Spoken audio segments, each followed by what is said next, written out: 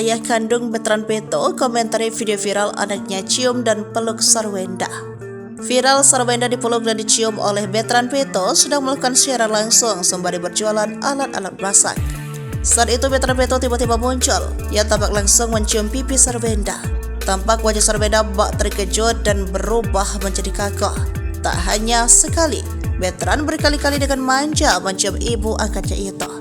Aksi veteran yang tak segan mencium Sarwenda itu menuai beragam reaksi warganet. Warganet menyoroti wajah veteran Peto dan Sarwenda. Wajah veteran tampak biasa saja ketika mencium ibu angkatnya. Namun istri Ruben Onsu itu tampak langsung berubah menjadi kaku dan risih atas sikap anaknya itu. Ramainya video yang memperlihatkan aksi veteran Peto cium Sarwenda akhirnya sampai ke telinga Ferdi Peto. Ayah kandung veteran Peto ini langsung buka suara menanggapi hal itu.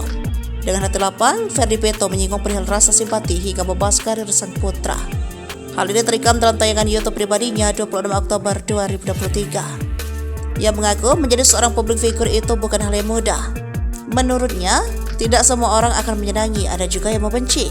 Dia menilai apa yang dialami pada Onyo sepan veteran Peto merupakan proses dalam meniti karir.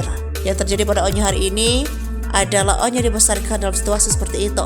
Sejak meniti karir sampai hari ini pun ke depannya, katanya. Baginya orang baik akan selalu diharapkan pada kondisi seperti itu. Kami dari keluarga besar di NTT selalu katakan Onyo harus kuat untuk menghadapi itu semua, katanya. Dia meminta Onyo tidak down atas peristiwa ini. Ferdi menilai apa yang menimpa keluarga Ruben itu tak lepas dari fakta jika keluarga itu orang baik.